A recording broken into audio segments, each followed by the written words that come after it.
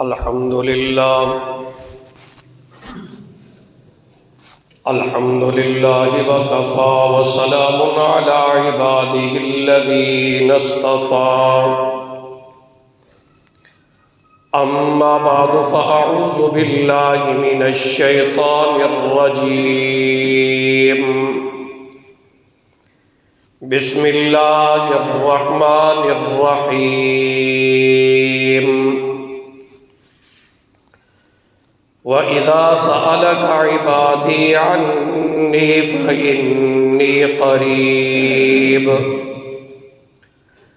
أُجِيبُ دَعْوَةَ الدَّاعِ إِذَا دَعَانِ فَلْيَسْتَجِيبُوا لِي وَلْيُؤْمِنُوا بِي لَعَلَّهُمْ يَرْشُدُونَ وَقَالَ تَبَارَكَ وَتَعَالَى فِي مَقَامٍ آخَرٍ وَقَالَ رَبُّكُمُ ادْعُونِي أَسْتَجِبْ لَكُمْ وَقَالَ النَّبِيُّ صَلَّى اللَّهُ عَلَيْهِ وَسَلَّمَ لَيْسَ شَيْءٌ أَكْرَمُ عَلَى اللَّهِ مِنَ الدُّعَاءِ أو كما قال النبي صلى الله عليه وسلم صدق الله العظيم وصدق رسوله النبي الكريم رب اشرح لي صدري ويسر لي أمري واحلل عقدة من لساني يفقهوا قولي رب زدني علما اللهم رب زدني علما نافعا اللهم صل على محمد وعلى آل محمد كما صليت على إبراهيم وعلى آل إبراهيم إنك حميد مجيد اللهم بارك على محمد وعلى آل محمد كما باركت على إبراهيم وعلى آل إبراهيم إنك حميد مجيد۔ قرآن مجید کی دو آیات مبارکہ تلاوت کی ہیں، ان میں اللہ تبارک و تعالی ارشاد فرما رہے ہیں۔ سب سے پہلے سورۃ البقرہ میں فرمایا وَإِذَا سَأَلَكَ عِبَادِي عَنِّي فَإِنِّي قَرِيبٌ، جب پوچھیں آپ سے میرے بندے میرے بارے میں تو بتا دو کہ میں قریب ہوں۔ اجیب دعوت الداعی اذا دعانی، میں جواب دیتا ہوں پکارنے والے کی پکار کا جب وہ مجھے پکارتا ہے۔ سورۃ المؤمن میں فرمایا وقال ربکم ادعونی استجب لکم، کہا تمہارے پروردگار نے تم مجھ سے دعا مانگو میں تمہاری دعاؤں کو قبول کروں گا۔ اللہ سے مانگنا، اپنی ہر ضرورت مانگنا، ایک ایک چیز مانگنا اور دعا کے ذریعے اللہ سے تعلق کو جوڑے رکھنا، یہ بھی بہت بڑی عبادت ہے۔ دعا میں عاجزی ہے، انکساری ہے، دعا کے اندر یہ اقرار ہے کہ میرے پاس جو کچھ بھی ہے وہ تیرا عطا کردہ ہے اور میں ہر چیز کا محتاج ہوں، اور جو کچھ بھی مجھے ضرورت ہوتی ہے میں تیرے سے ہی مانگتا ہوں اور تو میری ضروریات کو پورا کرتا ہے۔ اس لیے قرآن اور احادیث میں دعا پر بہت زیادہ زور دیا گیا ہے۔ آپ رسول کریم صلی اللہ علیہ وسلم کی مبارک زندگی کو اٹھا کر دیکھ لیجئے۔ آپ صلی اللہ علیہ وسلم کی راتیں بھی، دن بھی، نمازیں بھی، جہاد میں ہیں آپ تب بھی، سفر میں ہیں تب بھی، حضر میں ہیں تب بھی، آپ کی پوری زندگی میں کثرت سے دعائیں ملتی ہیں۔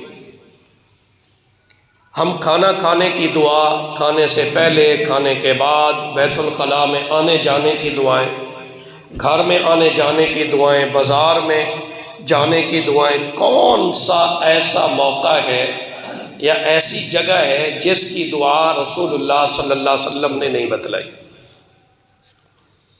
گویا کہ آپ کی زندگی کے 24 گھنٹے دعاؤں میں ہی گزرتے تھے۔ آپ کی شان، آپ کا مقام، آپ کی عظمت بہت بلند ہے۔ اللہ آپ کو بغیر مانگے عطا فرمانے والے ہیں، لیکن اس کے باوجود رسول کریم صلی اللہ علیہ وسلم کثرت سے دعائیں مانگا کرتے تھے۔ ایک حدیث میں ہے کہ آپ صلی اللہ علیہ وسلم نے فرمایا کہ یا اللہ، تو ایک دن مجھے رزق عطا فرما، میں تیرا شکر ادا کروں، اور دوسرے دن پھر میں بھوکا رہوں تاکہ تجھ سے میں مانگوں۔ جس کو مانگنا آ گیا، جس کو دعا کرنی آ گئی، جس کو دعا کے ذریعے جس کا اللہ سے تعلق مضبوط ہو گیا، تو وہ یوں سمجھ لے گویا کہ وہ کامیاب لوگوں میں ہے۔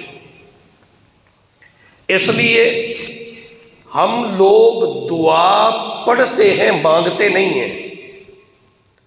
اس لیے ہماری دعاؤں کے نتائج اور فوائد اور ثمرات بھی ہمیں نظر نہیں آتے، حالانکہ دعا مانگنے کا حکم ہے، دعا پڑھنے کا حکم نہیں ہے۔ تو بہرحال دعا بہت بڑی عبادت ہے۔ رسول کریم صلی اللہ علیہ وسلم جب بدر میں ہے تو صحابہ نے آپ کی دعا کی کیفیت بیان کی۔ سیدنا علی فرماتے ہیں، کہتے ہیں کہ جب صف بندی ہو گئی، اب دونوں جماعتیں آمنے سامنے ہیں، صحابہ بھی اور ادھر کفار بھی۔ سیدنا علی فرماتے ہیں کہ میں نے سوچا کہ میں دیکھوں اللہ کے رسول صلی اللہ علیہ وسلم کیا کر رہے ہیں، تو فرماتے ہیں میں نے آ کر دیکھا کہ اللہ کے رسول سجدے میں رو رو کر اللہ سے دعائیں مانگ رہے ہیں۔ احد ہے، بدر ہے، حنین ہے، کون سا موقع ایسا نہیں جہاں آپ نے دعائیں نہ مانگی ہوں یا صحابہ کو دعائیں نہ سکھائی ہوں۔ آپ کی دعاؤں کی کیفیت یہ بیان کی گئی ہے کہ اتنا آنسو بہتے تھے کہ داڑھی مبارک تر ہو جاتی تھی، مصلی بھیگ جاتا تھا، اتنا آپ اللہ کے سامنے روتے تھے، اتنا گڑ گڑا کر دعا مانگتے تھے، حتیٰ کہ ہچکی بند جاتی تھی۔ تو اللہ سے مانگنا، دعا کرنا، یہ بہت بڑی عبادت ہے۔ رسول کریم صلی اللہ علیہ وسلم کی زندگی میں ہر موقع پر آپ کو دعا ملے گی۔ اس لیے آپ نے فرمایا الدعاء هو العبادہ، دعا عین عبادت ہے۔ ایک حدیث میں فرمایا الدعاء مخ العبادہ، دعا عبادت کا مغز ہے۔ اور ایک حدیث مبارکہ میں فرمایا لیس شیء اکرم علی اللہ من الدعاء، اللہ کے یہاں کوئی چیز اور کوئی عمل دعا سے زیادہ معزز نہیں ہے۔ بہت محبوب ہے اللہ کو دعا کرنا۔ جو بندہ اللہ کے سامنے مانگتا ہے، اپنی حاجت اور ضرورت اللہ کے سامنے رکھتا ہے، اپنے گناہوں کی معافی مانگتا ہے، رحمت طلب کرتا ہے، جہنم سے پناہ مانگتا ہے، جنت مانگتا ہے، ایسا کرنے والا بھی اللہ کا محبوب اور پیارا بندہ ہے۔ اس لیے رسول اللہ صلی اللہ علیہ وسلم نے بہت سارے مواقع اور جگہیں ایسی بتائی ہیں جہاں خاص طور پر دعا قبول ہوتی ہے، اور فرمایا اس وقت میں مانگو۔ اب بعض اوقات تو ایسے ہیں کہ خود اللہ تبارک و تعالیٰ بلاتے ہیں، آؤ مجھ سے مانگو، جیسے حدیث مبارکہ میں آتا ہے رسول اللہ صلی اللہ علیہ وسلم نے فرمایا جب رات کا آخری حصہ ہوتا ہے تو اللہ نیچے والے آسمان پر تشریف لاتے ہیں، سحری کا وقت، تہجد کا وقت، اور اس وقت آ کر اللہ تبارک و تعالی آواز دیتے ہیں، ہے کوئی مجھ سے مانگنے والا میں اس کی مرادوں کو پورا کروں، ہے کوئی مجھ سے دعا مانگنے والا میں اس کی دعا قبول کروں، ہے کوئی مجھ سے معافی مانگنے والا میں اس کے گناہوں کو معاف کر دوں۔ یہاں خود انسان کو پکار پکار کر کہا جا رہا ہے مانگو، میں تمہاری دعائیں قبول کرنے کے لیے موجود ہوں۔ اس لیے فرمایا وَإِذَا سَأَلَكَ عِبَادِي عَنِّي فَإِنِّي قَرِيبٌ، جب میرے بندے میرے بارے میں آپ سے پوچھیں تو ان کو بتا دو فَإِنِّي قَرِيبٌ، میں بہت زیادہ قریب ہوں۔ کوئی پکارنے والا جب پکارتا ہے تو میں اس کی پکار کا جواب دیتا ہوں، اللہ سنتے ہیں، جواب دیتے ہیں، قبول فرماتے ہیں۔ وقال ربکم ادعونی استجب لکم، کہا تمہارے پروردگار نے تم مجھ سے مانگو میں تمہاری دعاؤں کو قبول کروں گا۔ اور وہ لوگ جو میری عبادت سے تکبر کریں گے، یعنی تکبر کرتے ہوئے مجھ سے دعا نہیں مانگیں گے، تو فرمایا ان کو ذلیل کر کے جہنم میں داخل کروں گا۔ اس لیے حدیث مبارک میں ہے رسول اللہ صلی اللہ علیہ وسلم نے فرمایا من لم یسأل اللہ یغضب علیہ، جو اللہ سے نہیں مانگتا اللہ اس سے ناراض ہوتے ہیں، اللہ اس سے غصے ہوتے ہیں۔ اللہ کہتے ہیں تم مجھ سے مانگو۔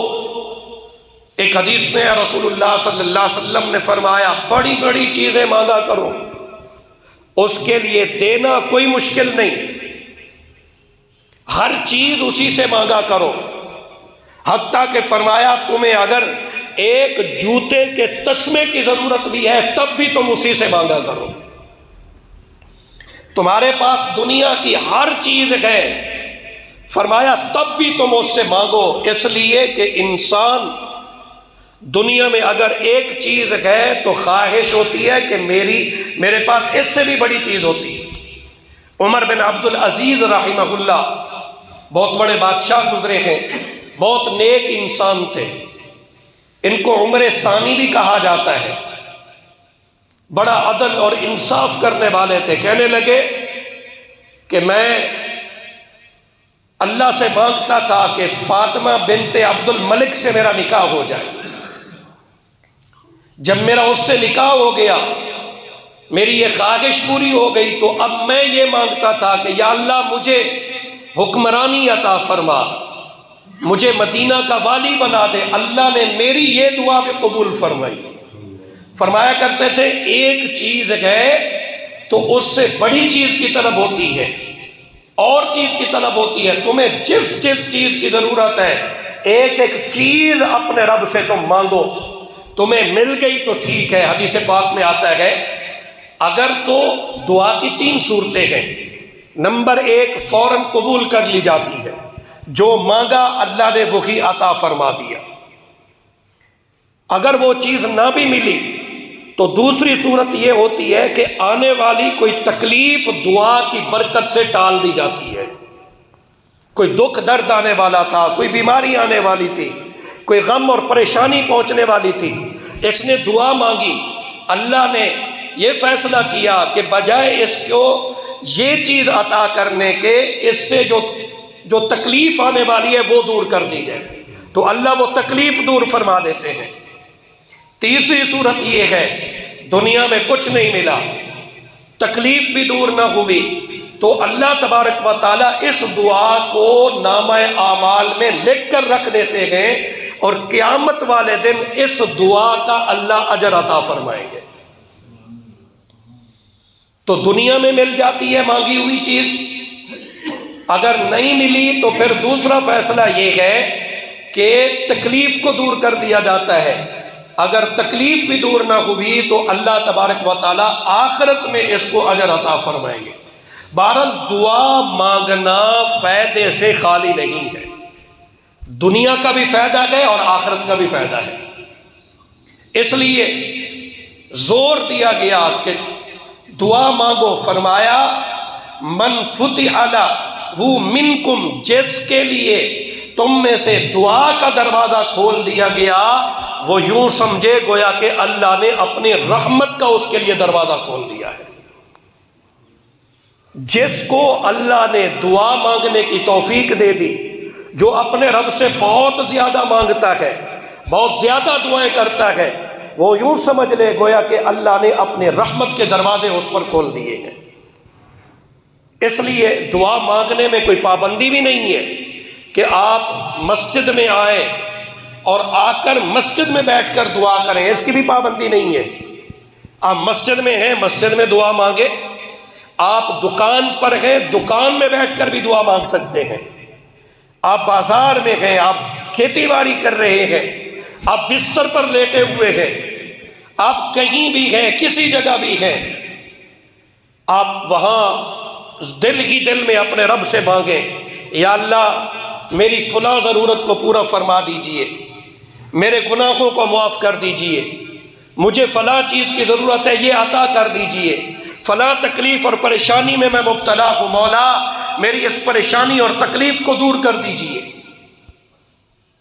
بس شرط یہ ہے کہ دل کے دھیان اور پوری توجہ کے ساتھ دعا مانگنی چاہیے، باقی کوئی پابندی نہیں ہے کہ آپ مسجد میں آئیں، مصلی پر بیٹھیں، ہاتھ اٹھائیں، اس کی بھی ضرورت نہیں ہے۔ آپ دل ہی دل میں، زبان ہی زبان سے اللہ سے مانگتے رہیں، انشاءاللہ اللہ آپ کی دعائیں سنیں گے بھی صحیح اور پوری بھی فرمائیں گے۔ اس لیے نبی کریم صلی اللہ علیہ وسلم نے فرمایا جس کے لیے تم میں سے دعا کا دروازہ کھول دیا گیا، وہ سمجھے گویا کہ اللہ نے اس کے لیے خیر اور رحمت کا دروازہ کھول دیا ہے۔ اور پھر رمضان المبارک کا مبارک مہینہ، یہ تو مہینہ ہی دعاؤں والا مہینہ ہے۔ اب یہ جو میں نے سورۃ البقرہ کی آیت تلاوت کی ہے، وَإِذَا سَأَلَكَ عِبَادِي عَنِّي فَإِنِّي قَرِيبٌ أُجِيبُ دَعْوَةَ الدَّاعِ إِذَا دَعَانِ، یہ آیت درمیان میں آئی ہے، پہلے بھی روزوں کا ذکر ہے، بعد میں بھی روزوں کا ذکر ہے۔ رمضان المبارک کے مسائل، فضائل، رمضان المبارک کی روزوں کی فرضیت، اس کے کچھ احکام بیان فرمائے، اس آیت سے پہلے بھی اور درمیان میں پھر فرمایا وَإِذَا سَأَلَكَ عِبَادِي عَنِّي فَإِنِّي قَرِيبٌ، اور پھر بعد میں بھی رمضان کے روزوں کا ذکر ہے۔ تو درمیان میں یہ آیت لانا یہ اس بات کی دلیل ہے کہ رمضان المبارک میں اللہ خصوصیت سے دعائیں قبول فرماتے ہیں، اس لیے حکم دیا وَإِذَا سَأَلَكَ عِبَادِي عَنِّي فَإِنِّي قَرِيبٌ، جب میرے بندے میرے بارے میں پوچھیں تو ان کو کہو کہ میں قریب ہوں، میں پکارنے والے کی پکار کو سنتا ہوں، جواب دیتا ہوں۔ اس لیے ایک حدیث میں ہے وَلِكُلِّ مُسْلِمٍ فِي كُلِّ يَوْمٍ وَلَيْلَةٍ دَعْوَةٌ مُسْتَجَابَةٌ، ہر مسلمان کی رمضان کے ہر دن اور ہر رات میں اللہ دعا قبول فرماتے ہیں۔ رمضان کے دنوں میں بھی دعائیں قبول ہوتی ہیں اور رمضان کی راتوں میں بھی دعائیں قبول ہوتی ہیں۔ آپ سحری کے وقت بیدار ہوئے، آپ نے تہجد پڑھی، نوافل ادا کیے، دعا مانگی، یہ تو ویسے میں پہلے عرض کر چکا ہوں کہ یہ قبولیت کا وقت ہے، اس میں خود اللہ بلا رہے ہیں، گویا کہ رمضان کی برکت بھی داخل ہو گئی، تہجد کی برکت بھی داخل ہو گئی، سحری کے وقت کی برکت بھی، پتہ نہیں کتنی برکتیں داخل ہو گئی۔ آپ سارا دن روزے سے ہیں، روزے دار کی دعا اللہ قبول فرماتے ہیں۔ پھر حدیث پاک میں آتا ہے رسول اللہ صلی اللہ علیہ وسلم نے فرمایا 3 آدمیوں کی دعا اللہ رد نہیں فرماتے، ضرور قبول فرماتے ہیں۔ ان میں روزے دار کی دعا افطاری کے وقت قبول ہوتی ہے، اب سحری کے وقت بھی دعا قبول ہو رہی ہے، افطاری کے وقت خصوصی طور پر قبول ہو رہی ہے۔ یہ اعزاز ہے کہ اس وقت روزے دار جو بھی دعا مانگتا ہے افطاری کے وقت اللہ اس کی دعا کو قبول فرماتے ہیں۔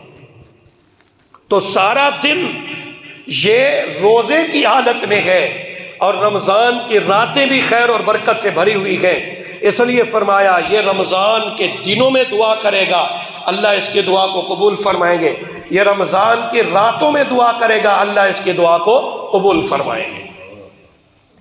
یہ رمضان المبارک کا مبارک مہینہ یہ دعاؤں والا مہینہ ہے، اس لیے نبی کریم صلی اللہ علیہ وسلم اس مہینے میں خصوصیت کے ساتھ آپ دعائیں مانگتے تھے۔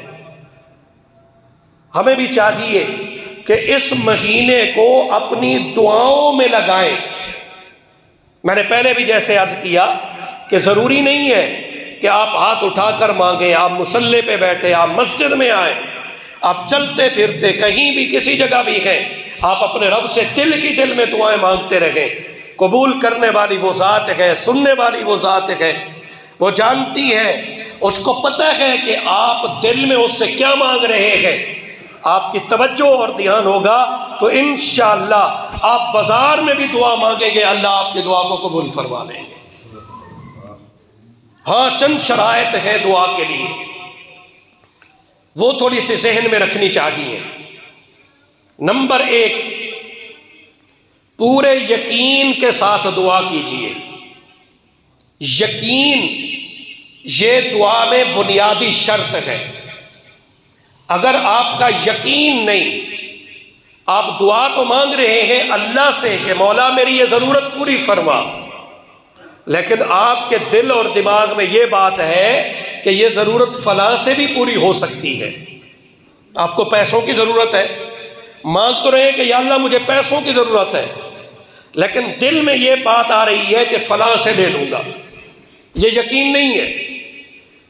یقین اور اعتقاد خالص یہ ہے کہ ہر ایک سے کٹ کر صرف یہ بات ذہن میں رکھیں کہ میرا اللہ ہی اب میری ضرورت کو پوری کرے گا۔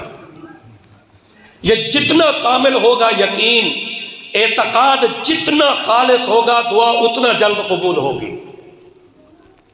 اب دیکھیے قرآن مجید میں اللہ نے مشرکین کا ذکر کیا، فَإِذَا رَكِبُوا فِي الْفُلْكِ دَعَوُا اللَّهَ مُخْلِصِينَ لَهُ الدِّينَ، کہ جب وہ کشتی میں ہوتے ہیں تو اللہ کو پکارتے ہیں خالص اسی پر اعتقاد رکھتے ہوئے۔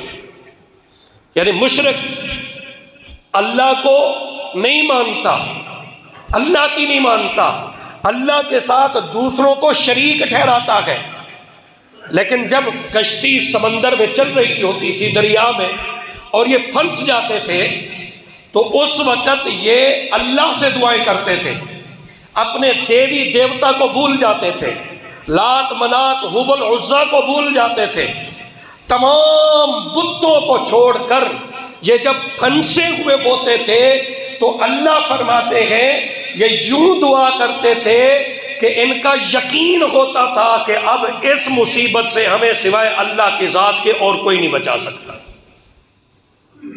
اللہ کیا فرماتے ہیں؟ فَلَمَّا نَجَّاهُمْ إِلَى الْبَرِّ إِذَا هُمْ يُشْرِكُونَ، ان کے اس یقین کے ساتھ مانگنے کی وجہ سے ہم ان کو جب سمندر سے نکال کر خشکی میں لے آتے ہیں تو تب یہ دوبارہ پھر شرک کرنا شروع کر دیتے ہیں۔ تو اس سے معلوم کیا ہوا کہ یقین کے ساتھ مشرک کی مانگی ہوئی دعا بھی اللہ قبول فرماتے ہیں۔ یقین کے ساتھ مانگی ہوئی دعا جب وہ پورے یقین کے ساتھ پورے اعتقاد کو خالص کر کے، پہلے تو اس کا عقیدہ یہ ہوتا ہے کہ یہ بھی خدا کے نائب ہیں، یہ ہمیں خدا کے قریب کرتے ہیں۔ ہؤلاء شفعاؤنا عند اللہ، کہا کرتے تھے یہ ہمارے سفارشی ہیں، اللہ کے پاس سفارش کریں گے۔ اور کہا کرتے تھے سورۃ الزمر میں ہے ما نعبدهم الا لیقربونا الی اللہ زلفیٰ، ہم ان کی عبادت اس لیے کر رہے ہیں کہ یہ ہمیں اللہ کے قریب کرتے ہیں۔ لیکن جب کسی مصیبت میں مبتلا ہوتے، جب کسی پریشانی میں مبتلا ہوتے تو فرمایا کہ پھر ان سب کو بھول جاتے تھے، کسی کو بھی یاد نہیں رکھتے تھے۔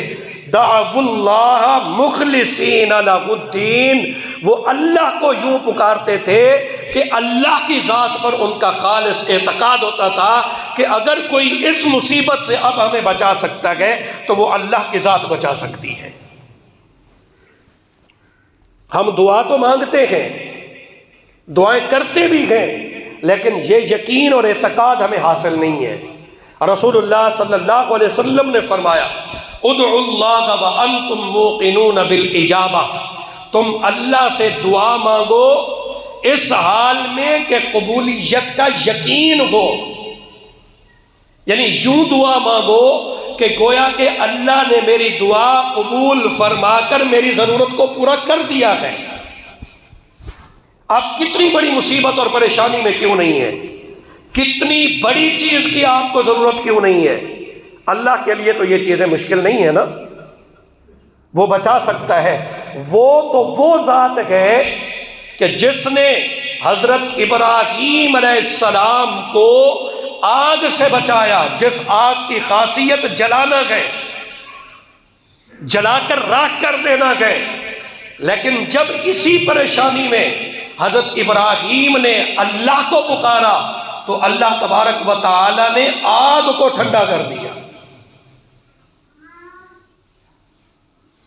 وہ ذات ہے، سمندر پانی کی خاصیت ہے کہ کوئی پانی میں داخل ہو اس کو تیرنا نہیں آتا تو وہ ڈوب جایا کرتا ہے۔ پانی کی خاصیت ڈبونا ہے، لیکن یہی پانی، یہی سمندر، اس سے حضرت موسیٰ علیہ السلام بڑی آسانی کے ساتھ گزر جاتے ہیں، اس لیے کہ اس مشکل وقت میں موسیٰ علیہ السلام نے اللہ کو پکارا اور وہیں ان کا پیچھا کرنے والا فرعون اور ان کا لشکر اسی پانی میں ڈوب جاتا ہے۔ اگر انسان پورے یقین کے ساتھ، ایمان کے ساتھ، اعتقاد کے ساتھ اللہ کو پکارتا ہے، کتنی بڑی مشکل کیوں نہیں ہے، اللہ تبارک و تعالیٰ اس کی مشکل کو ختم فرما دیتے ہیں۔ شرط یہ ہے کہ ایمان اور یقین کے ساتھ پکاریں۔ لیث بن سعد فرماتے ہیں کہ میں جبل ابی قبیس پر کھڑا تھا، یہ پہاڑ اب نہیں ہے، پہلے تھا، وہاں جب کھڑے ہوتے تو سامنے بیت اللہ نظر آتا تھا۔ فرماتے ہیں میں جبل ابی قبیس پر کھڑا تھا، میں نے دیکھا کہ ایک آدمی نے مجھے پشت کی ہوئی ہے، اس نے کہا یا اللہ یا اللہ یا اللہ 7 مرتبہ، پھر یا رحمان 7 مرتبہ پڑھا، پھر یا رحیم 7 مرتبہ پڑھا، پھر یا ارحم الراحمین 7 مرتبہ پڑھا، پھر اس نے دعا مانگی یا اللہ میری احرام کی چادریں پرانی ہو گئی ہیں، مجھے نئی چادریں عطا فرما، یا اللہ میرا انگور کھانے کو جی چاہتا ہے، مجھے انگور عطا فرما۔ لیث بن سعد کہتے ہیں تھوڑی دیر گزری، انگور بھی آ گئے، چادریں بھی آ گئی۔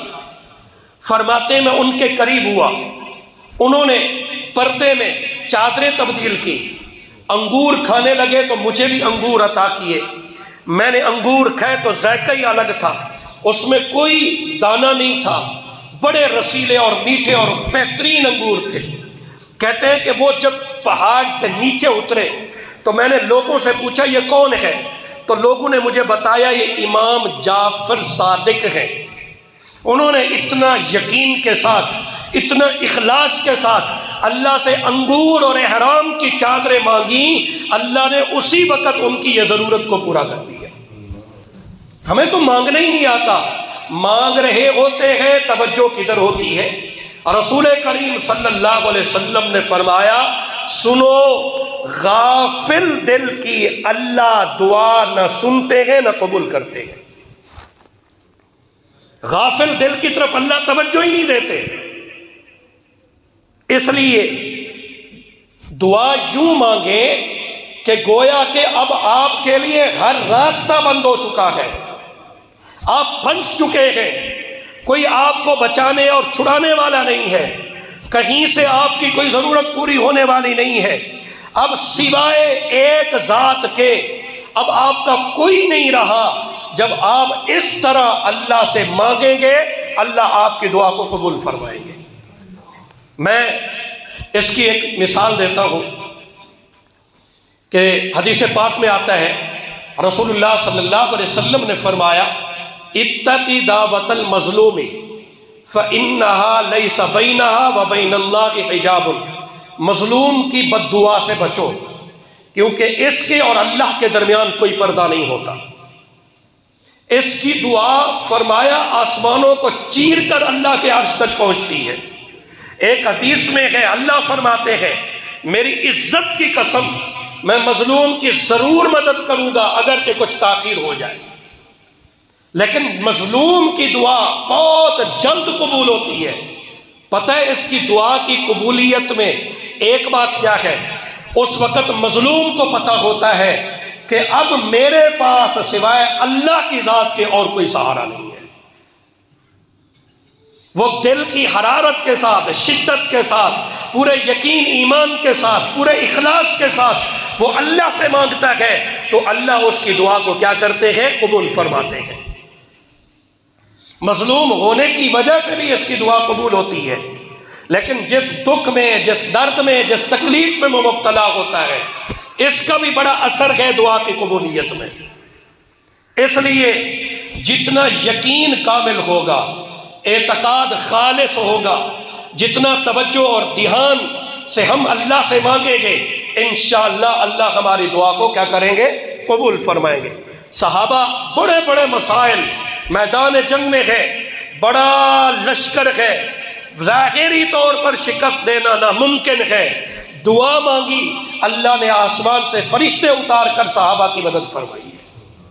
وہ سب کچھ کرنے پر قادر ہے، وہ سب کچھ کر سکتا ہے۔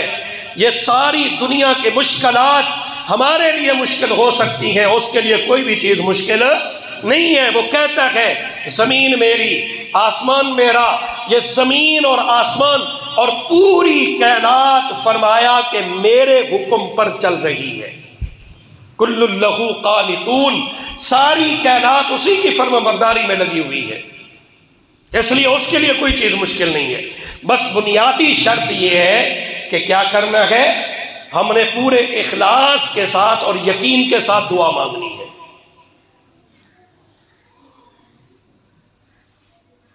اللہ تعالیٰ نے سورۃ یونس میں فرمایا هو الذی یسیرکم فی البر والبحر حتی اذا کنتم فی الفلک، یہ خطاب کیا جا رہا ہے مشرکین کو کہ جب تم کشتیوں میں ہوتے ہو، وجرین بہم بریح طیبۃ وفرحوا بها، وہ خوشگوار ہوائیں، کشتی کے موافق ہوائیں جب کشتی کو لے کے چل رہی ہوتی ہیں یہ بڑے خوش ہوتے ہیں، حتیٰ کہ نوبت یہ آتی ہے کہ تیز و تند ہوا آ جاتی ہے، وجاءتها ریح عاصف، اور ان کو یقین ہو جاتا ہے، وظنوا انہم احیط بہم، یقین ہو جاتا ہے اب پھنس گئے، اب کوئی نہیں ہمیں بچا سکتا، یہ کشتی ڈوب جائے گی، ہم ڈوب جائیں گے۔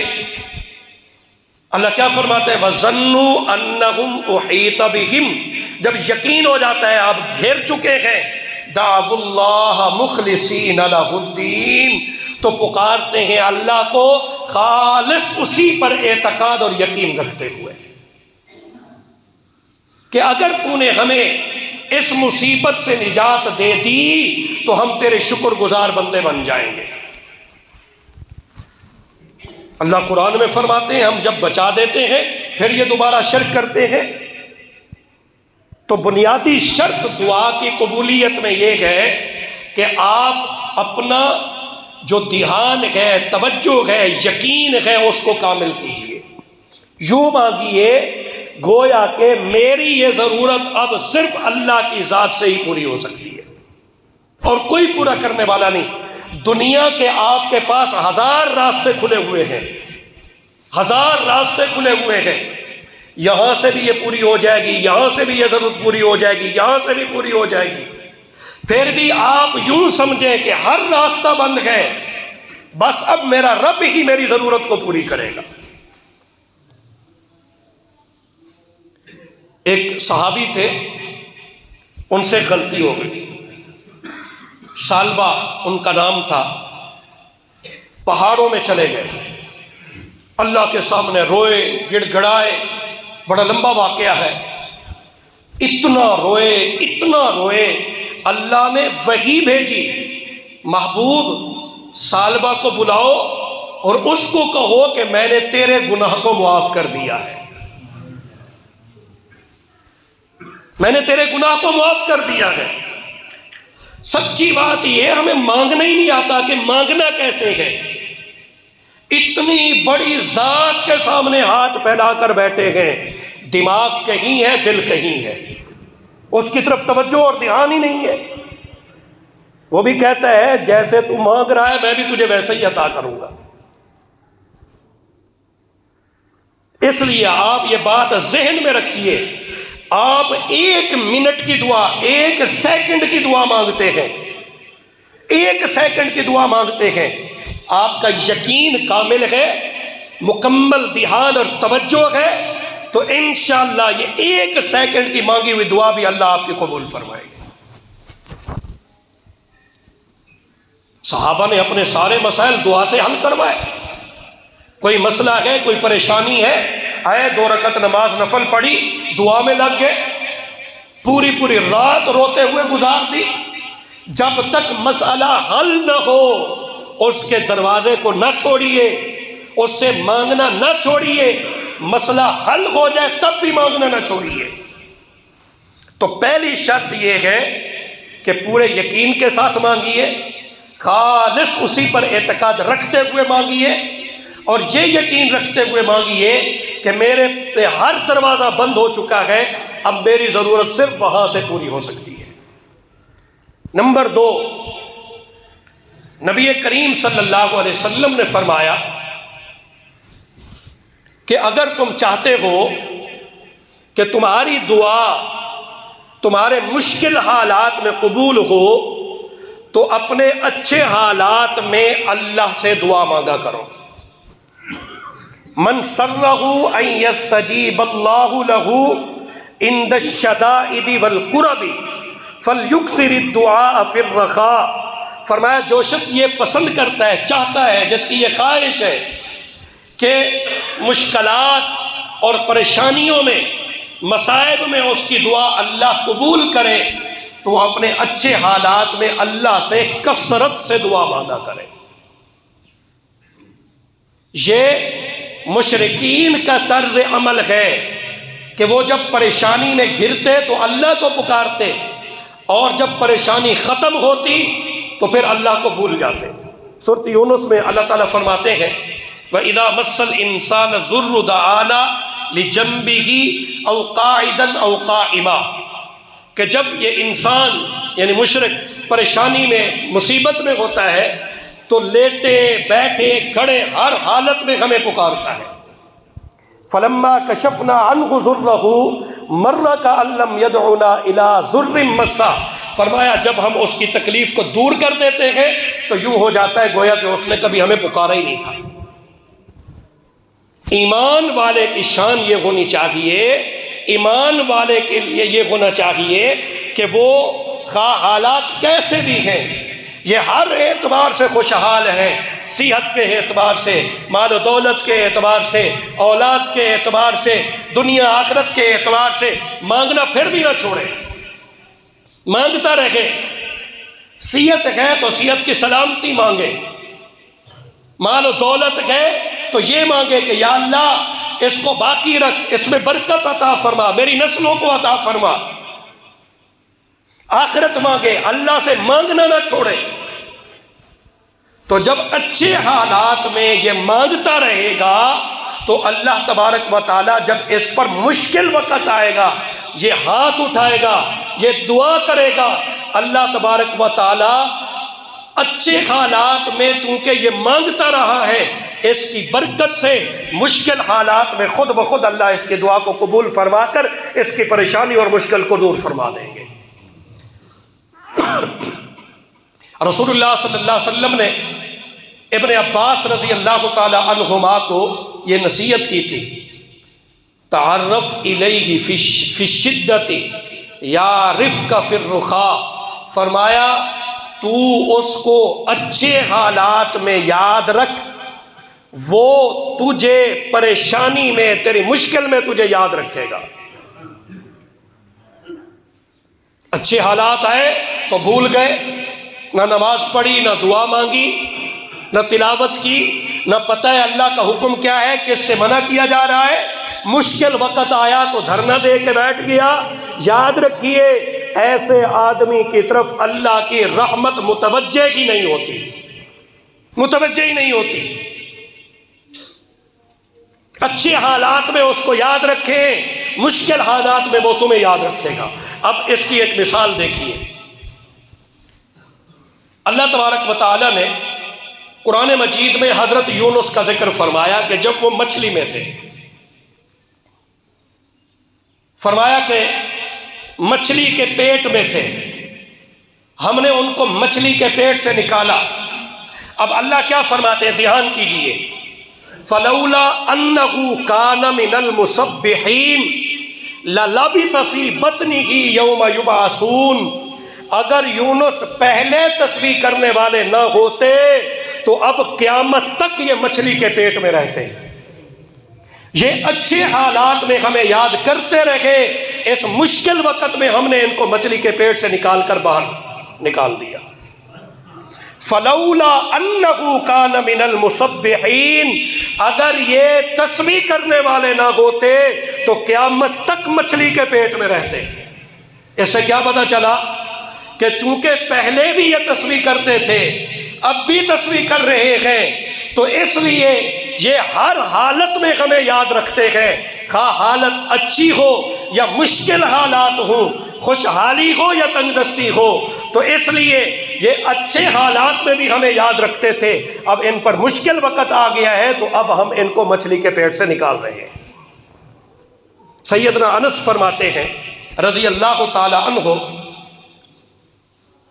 یہ تفسیر ابن کثیر میں روایت موجود ہے، دیگر کتابوں میں بھی، کہ جب حضرت یونس علیہ السلام نے مچھلی کے پیٹ میں یہ کلمات پڑھے، لا الہ الا انت سبحانک انی کنت من الظالمین، حضرت یونس جب مچھلی کے پیٹ میں تھے یہی دعا پڑھی تھی نا، آیت کریمہ۔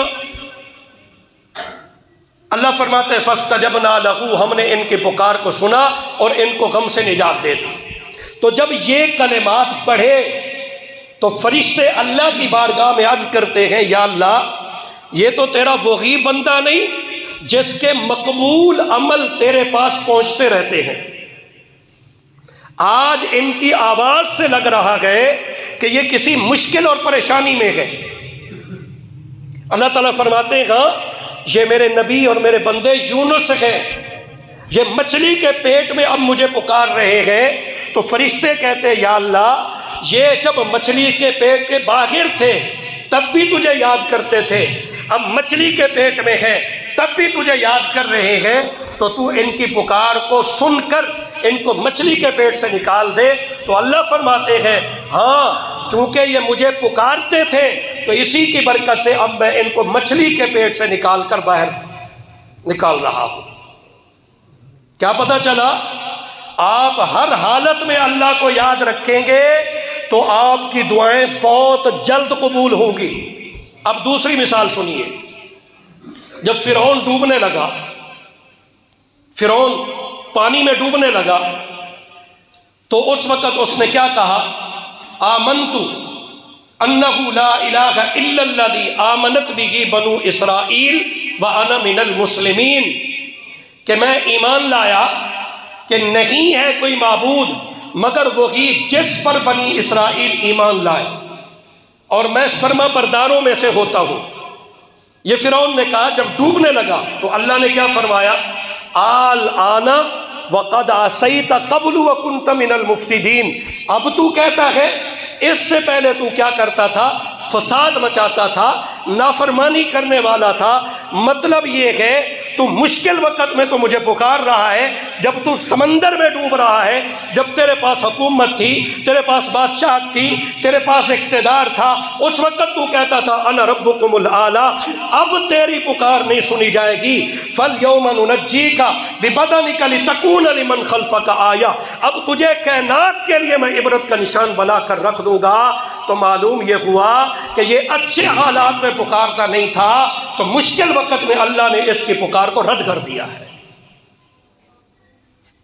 اس لیے رسول اللہ صلی اللہ علیہ وسلم نے فرمایا لوگو من سرہ ان یستجیب اللہ لہ عند الشدائد والکرب فلیکثر الدعاء فی الرخاء، جو یہ چاہتا ہے کہ میری مشکل اور پریشانیوں میں اللہ دعا قبول کرے سنے، تو تم اپنے اچھے حالات میں اللہ سے دعا مانگتے رہو۔ دوسری بات یہ ذہن میں بٹھا لیں، حالات مشکل ہیں، حالات اچھے ہیں، خوشحالی ہے، تندرستی ہے، صحت ہے، بیماری ہے، کوئی مسئلہ بھی ہے دنیا اور آخرت کا، آپ اپنے رب سے تعلق کو نہ توڑیے، مانگتے رہیں، مانگتے رہیں، مانگتے رہیں۔ ایک وقت آئے گا دعا قبول ہوگی۔ حضرت زکریا کی دعا 90 سال کی عمر میں قبول ہو رہی ہے۔ آپ کیا سمجھتے ہیں حضرت زکریا نے پہلے اولاد کے لیے دعا نہیں مانگی ہوگی؟ حضرت ابراہیم کی دعا بڑھاپے میں قبول ہو رہی ہے، ایسی قبول ہوئی، اللہ نے فرمایا ابراہیم تجھے بیٹا اسحاق بھی دوں گا، اسحاق کی آگے اولاد یعقوب بھی عطا کروں گا۔ اور پھر ان دعاؤں کی برکت سے اللہ نے حضرت ابراہیم کے بعد جتنے نبی آئے وہ سارے کے سارے حضرت ابراہیم کی اولاد میں ہیں۔ اس لیے سورۃ علم نشرہ میں کیا فرمایا؟ فَإِنَّ مَعَ الْعُسْرِ يُسْرًا إِنَّ مَعَ الْعُسْرِ يُسْرًا، مشکل وقت ہے ٹل جائے گا، آسانی آئے گی، تنگی کے بعد آسانی ہے، مایوس نہیں ہونا، مانگنا نہیں چھوڑنا۔ رسول کریم صلی اللہ علیہ وسلم نے فرمایا ایک ادب یہ بھی یاد رکھیے، جلد بازی سے کام نہیں لینا، صبر مانگتے رہیے اور صبر کیجئے۔ فرمایا کہ اللہ تبارک و تعالی جلد باز کی دعا قبول نہیں کرتے۔ فرمایا دعا مانگتا ہے پھر کہتا ہے کہ اتنا عرصہ ہو گیا مانگ رہا ہوں میری دعا ہی نہیں قبول ہو رہی۔ جلد باز کی دعا قبول نہیں ہوتی۔ قرآن مجید میں کیا ہے؟ صبر کا اتنا زیادہ صبر کی تاکید ہے قرآن اور حدیث میں کہ کوئی بھی معاملہ ہے، کسی قسم کا بھی مسئلہ ہے، صبر کا دامن نہ چھوڑیے، مانگتے رہیے اور صبر سے کام لیجئے۔ تو خلاصہ کلام یہ ہے میری اس پوری گفتگو کا کہ دعا عبادت ہے۔ رسول اللہ صلی اللہ علیہ وسلم نے فرمایا دعا سے زیادہ کوئی چیز اللہ کو محبوب نہیں۔ پھر دعا مانگنے کے کچھ آداب میں نے بیان کیے۔ نمبر 1، اسی پر یقین اور اعتقاد رکھتے ہوئے دعا مانگیے۔ مثلا آپ جب دعا مانگے تو یوں سمجھیں کہ اب میری ضرورت صرف اللہ پوری کر سکتا ہے، ہر راستہ بند ہے، ہر دروازہ بند ہے، ساری دنیا ساتھ چھوڑ چکی ہے، کوئی میرے ساتھ نہیں ہے، اب صرف اور صرف میری اللہ کی ذات ہے اور میں ہوں، وہی میری ضرورت پوری کر سکتا ہے۔ جب اس یقین کے ساتھ اور اس نیت کے ساتھ اور اس طرح آپ دعا مانگیں گے تو انشاءاللہ آپ کی دعا قبول ہوگی۔ دوسرا ادب میں نے یہ بتلایا کہ آپ خوشی اور خوشحالی، صحت اور عافیت کے زمانے میں اللہ سے مانگتے رہیں، مشکل وقت میں اللہ تعالیٰ آپ کی دعاؤں کو، آپ کی ضرورتوں کو خود بخود پورا فرما دیا کریں گے۔ یہ رسول کریم صلی اللہ علیہ وسلم نے فرمایا، حضرت ابن عباس کو بھی آپ نے نصیحت فرمائی، اور میں نے جیسے آپ کو بتلایا کہ حضرت یونس کے واقعہ میں اللہ نے فرمایا یہ پہلے تسبیح کرتے تھے، اگر یہ تسبیح نہ کرتے ہوتے پہلے تو قیامت تک مچھلی کے پیٹ میں رہتے۔ ایک بات اور ذہن میں رکھیے، رسول کریم صلی اللہ علیہ وسلم نے فرمایا ایک آدمی کسی مقدس سفر میں جا رہا ہے، مبارک سفر میں جا رہا ہے، دعا مانگتا ہے، اللہ اس کی دعا قبول نہیں کرتے. کیوں؟ مطعمہ حرام وملبسہ حرام ومشربہ حرام فأنا یستجاب. لذالک فرمایا کھانا حرام ہے، پینا حرام ہے، پہننا حرام ہے. وغذی بالحرام، جو کھاتا ہے وہ بھی حرام ہے، تو دعا کیسے قبول ہوگی؟ کوشش کریں لقمہ حلال کا جائے. ایک صحابی حضرت سعد نے کہا تھا یا رسول اللہ کوئی عمل بتا دیجئے، میں جو بھی دعا مانگوں اللہ میری دعا قبول فرمائے. آپ نے فرمایا سعد اپنے لقمے کو حلال کر لو، جو بھی مانگو گے اللہ تمہیں عطا کرے گا. ایک مزیدار بات بتاؤں، آپ لقمے کو حلال کر لیجئے، کتنے مشکل وقت کیوں نہیں آتے، کتنی پریشانیاں کیوں نہیں آتی، مالی اعتبار سے کتنی تنگی اور مشکلات کا کیوں نہیں سامنا، ایک مرتبہ برداشت کر کے لقمے کو حلال کر لو، اس میں اللہ سکون بھی عطا کریں گے، پھر آپ جو بھی مانگیں گے اللہ تمہیں عطا فرمائیں گے. اس لیے حلال لقمے کا دعاؤں کی قبولیت میں بڑا اثر ہے. اللہ تبارک و تعالی ہمیں اپنے سے مانگنے کی توفیق عطا فرمائے، اور جب تک ہمارے سانس باقی ہیں اپنے سے جڑے رہنے کی توفیق عطا فرمائے. وآخر دعوانا ان الحمد للہ رب العالمین.